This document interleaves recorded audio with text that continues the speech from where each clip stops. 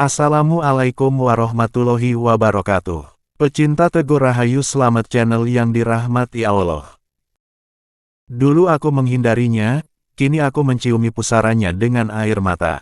Pusaran ayah jadi saksi, takbir terakhirnya, betapa aku anak yang durhaka, terlambat mencintainya. Aku selalu merasa malu dengan ayahku. Seorang lelaki tua, tubuhnya selalu dipenuhi kotor oleh limbah mesin. Tangannya kasar, bajunya berbau oli. Suaranya serak, dan terlalu lelah untuk berbicara panjang. Wajahnya penuh keriput. Para pelanggannya memanggilnya Pakde Rahmat, sebuah panggilan akrab yang menandakan betapa dekatnya mereka dengan ayahku. Tetapi aku, anak semata wayangnya, justru merasa sebaliknya. Bahkan tiap di sekolah, aku selalu berdoa agar ayah tidak menjemputku. Namun, saat di rumah, aku selalu menutup pintu rapat-rapat ketika ia pulang kerja. Aku tak pernah benar-benar melihatnya.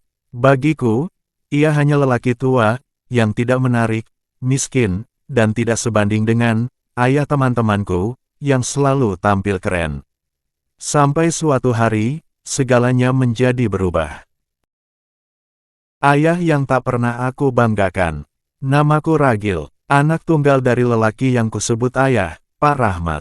Nama yang bermakna kasih, sayang, tapi justru aku sendiri tak pernah benar-benar menyayanginya. Ayah adalah seorang montir tua. Tangannya penuh luka, karena setiap hari bergelut dengan besi. Ia tak pernah mengeluh, meskipun harus bekerja dari pagi hingga malam. Bahkan di rumah, ia kerap melanjutkan pekerjaannya hingga menjelang subuh saat pelanggan datang mendadak. Tapi aku tak pernah peduli. Aku sibuk dengan HP-ku, sibuk membalas DM teman-teman, sibuk membangun citra di media sosial. Ketika ayah pulang, aku hanya berkata, "Udah makan, ya?" Aku sibuk, nggak bisa ngobrol. Saat ulang tahunku, ia memberiku hadiah, sebuah jam tangan murah. Aku tersenyum kecut, "Makasih, ya." Tapi dalam hati, aku bergumam, kenapa bukan jam branded, seperti punya teman-temanku. Ayah yang tak pernah aku banggakan. Namaku Ragil, anak tunggal dari lelaki yang kusebut ayah, Pak Rahmat. Nama yang bermakna kasih, sayang, tapi justru aku sendiri tak pernah benar-benar menyayanginya. Ayah adalah seorang montir tua. Tangannya penuh luka, karena setiap hari bergelut dengan besi. Ia tak pernah mengeluh, meskipun harus bekerja dari pagi hingga malam. Bahkan di rumah, ia kerap melanjutkan pekerjaannya hingga menjelang subuh saat pelanggan datang mendadak. Tapi aku tak pernah peduli. Aku sibuk dengan HP-ku, sibuk membalas DM teman-teman, sibuk membangun citra di media sosial. Ketika ayah pulang, aku hanya berkata, "Udah makan, ya?" Aku sibuk, nggak bisa ngobrol. Saat ulang tahunku, ia memberiku hadiah, sebuah jam tangan murah. Aku tersenyum kecut, "Makasih, ya." Tapi dalam hati, aku bergumam, kenapa bukan jam branded, seperti punya teman-temanku. Tamparan kenyataan yang menyakitkan. Malam itu, takbir berkumandang di setiap sudut kota. Langit dihiasi kilauan kembang api kecil dari anak-anak yang bergembira menyambut Idul Fitri. Namun aku masih duduk di sebuah kafe bersama teman-teman, sibuk mengunggah story tentang malam terakhir sebelum Lebaran. Di rumah, ayah tetap bekerja. Di bengkel kecilnya, ia ingin memastikan semua kendaraan pelanggan siap dipakai untuk pulang kampung. Aku tahu itu, tapi aku tak peduli. Bagiku, malam ini lebih penting bersama teman-temanku. Aku pulang larut, rumah gelap, hanya terdengar suara batuk ayah dari kamarnya. Aku memasang headset dan mengabaikannya. Aku menyepelekan, mungkin itu cuma batuk biasa, begitu selalu menganggapnya.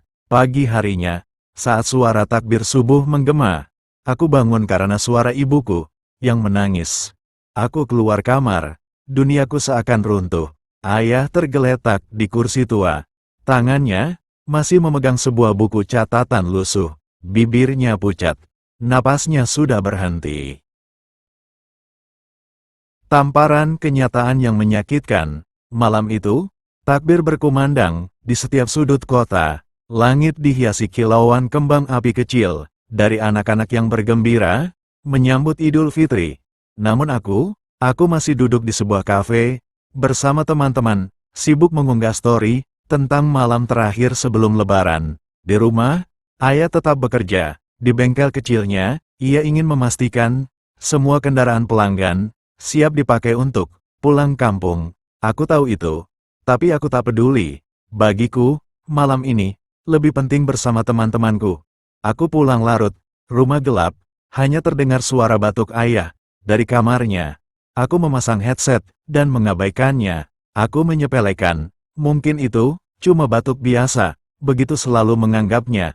Pagi harinya, saat suara takbir subuh menggema, aku bangun karena suara ibuku yang menangis. Aku keluar kamar, duniaku seakan runtuh. Ayah tergeletak di kursi tua. Tangannya masih memegang sebuah buku catatan lusuh. Bibirnya pucat. Napasnya sudah berhenti. Rahasia ayah yang baru aku ketahui. Saat ibuku membuka buku catatan yang ada di tangan ayah, air matanya jatuh. Aku mengambilnya, membacanya dengan tangan yang gemetar. Hari ini, anakku ulang tahun. Aku ingin membelikannya jam tangan yang lebih bagus, tapi uangku belum cukup. Aku berharap semoga anakku tidak kecewa. Ya Allah, hari ini aku batuk terus.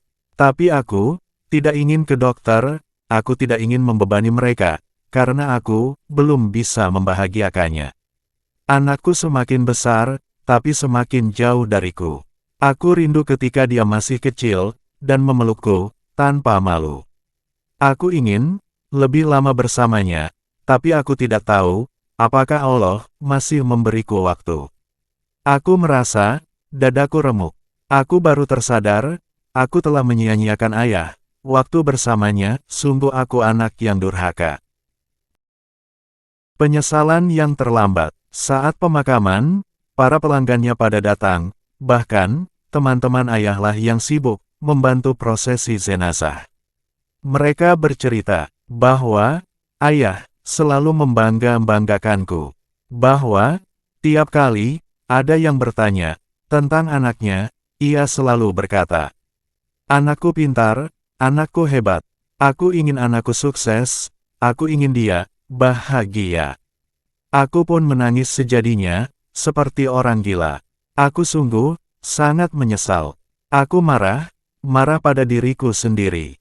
Aku ingin memeluknya sekali lagi saja, tapi ayahku telah pergi, ayah sudah tiada lagi. Sungguh aku anak paling durhaka. Maafkan aku ayah, maafkan Ragil. Akun pun memukul-mukuli kepalaku sendiri, aku sungguh sangat menyesal. Dan sekarang, aku hanya bisa menatap jam tangan murah yang dulu aku remehkan. Takbir kemenangan berkumandang, tapi bagiku, ini bukan hari raya. Ini hari paling menyakitkan dalam hidupku. Sebuah perjalanan untuk menebus kesalahan. Sejak kepergian ayah, aku berubah.